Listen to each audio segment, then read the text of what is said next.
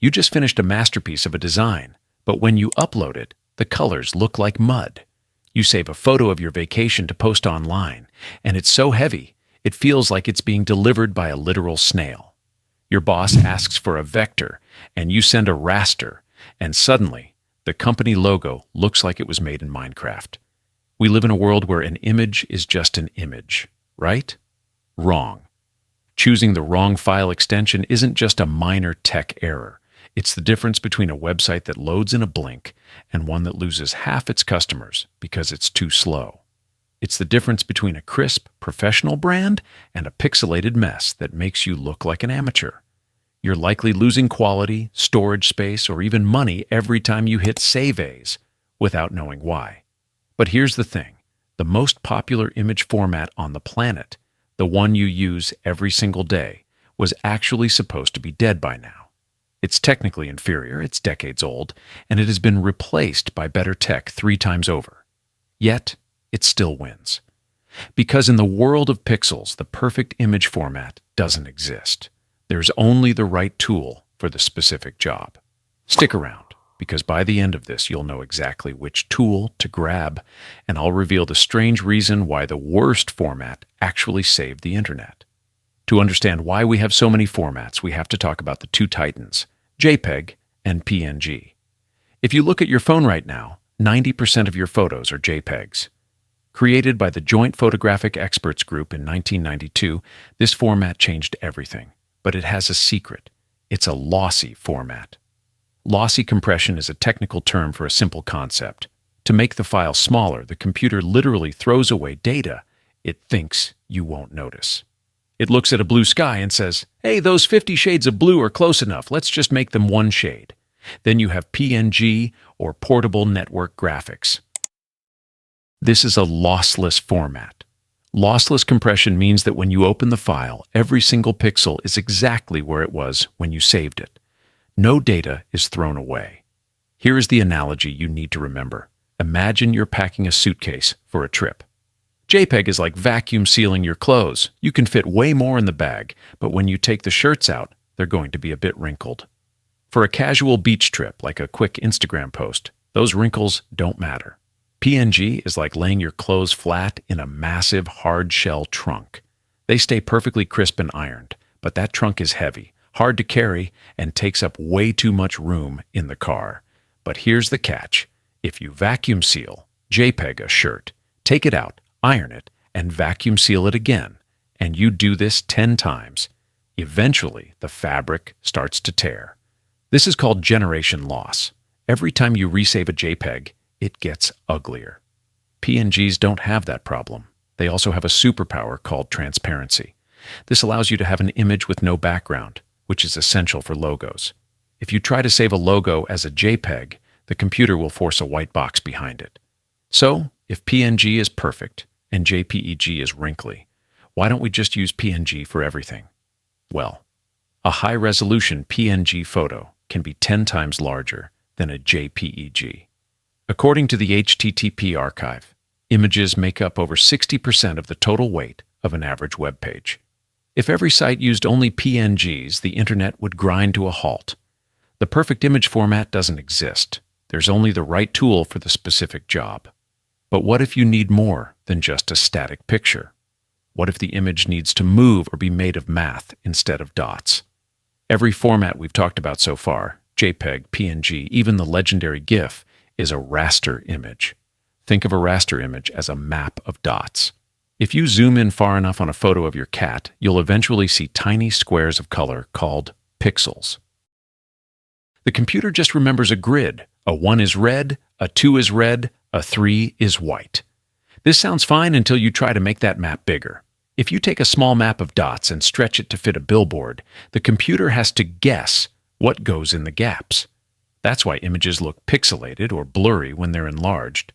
But there is a rebel format that ignores pixels entirely, the SVG, or Scalable Vector Graphics. An SVG isn't a map, it's a list of instructions.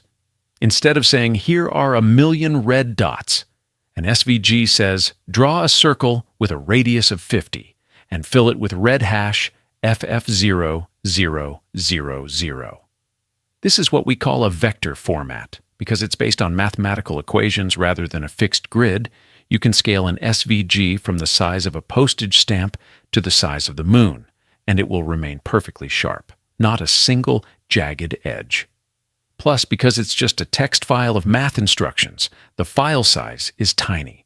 A logo that might be 500 kilobytes as a PNG could be 5 kilobytes as an SVG. Sounds great, right? So, why don't we use SVGs for our vacation photos?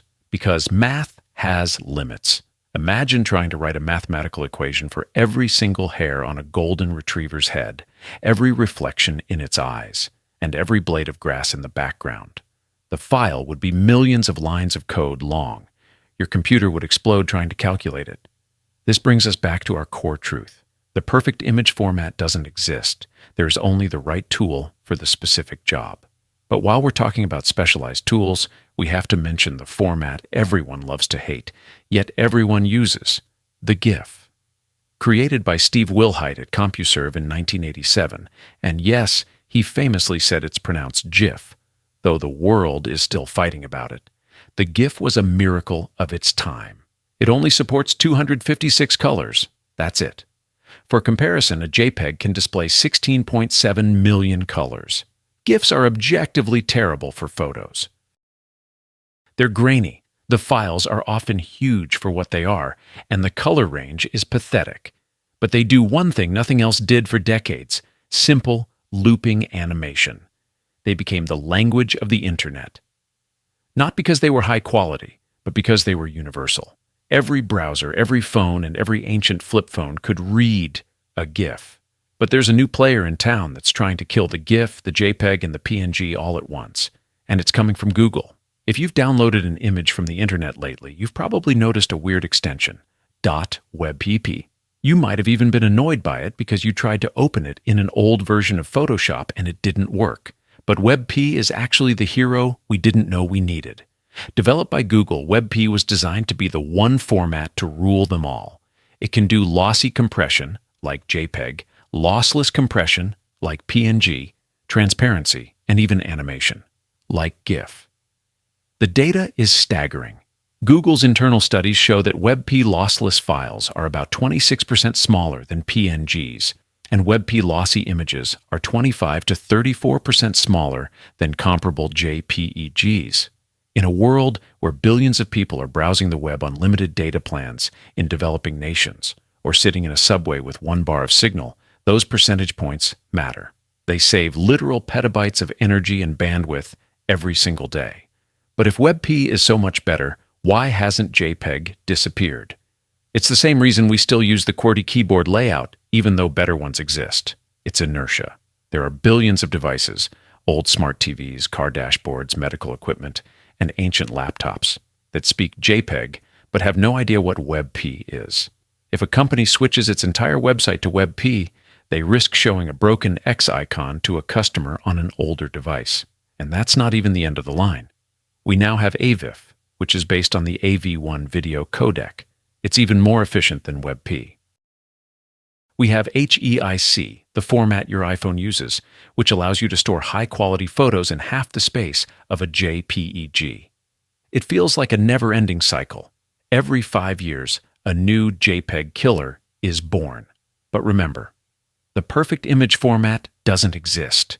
There is only the right tool for the specific job.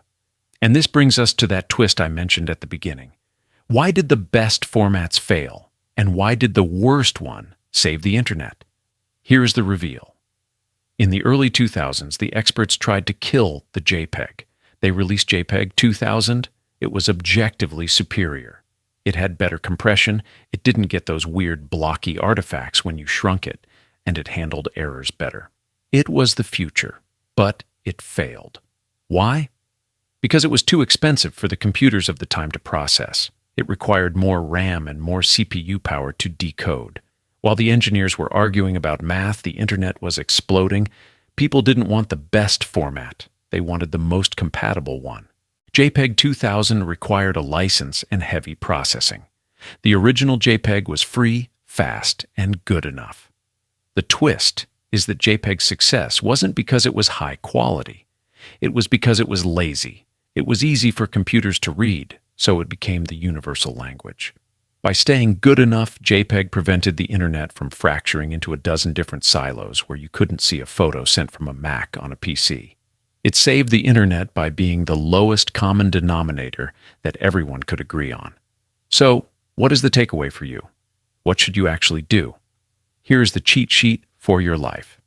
Use JPEG for any photo you're uploading to social media or sending in a quick text. It's the universal handshake of the digital world. Use PNG for screenshots, logos, or any image where you need a transparent background or perfectly sharp text. Use SVG for icons and branding on websites. It will keep your site fast and your logos crisp on any screen size. Use WebP if you're a web developer or blogger who wants your site to load like lightning. Just make sure you have a JPEG fallback for the old-timers. Never use RAW unless you are a professional photographer. A RAW file is unprocessed data. It's the digital equivalent of a film negative. It's huge, it's unviewable on most devices, but it gives you total control in editing. The world of image formats isn't about which one is better. It's about the balance between quality, size, and compatibility. You can usually only pick two.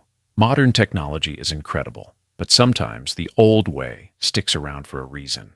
JPEG might be wrinkly, and GIF might be limited, but they are the glue holding our visual world together. If you found this breakdown helpful, hit that like button. It helps the algorithm show this to other people drowning in a sea of .web files. Subscribe for more deep dives into the tech we use every day but rarely understand. And before you go, I have a question for you. Are you a hard G or a soft G person? Do you say GIF like the peanut butter or GIF like gift? Drop your answer in the comments and tell me the most annoying time a file format ruined your day.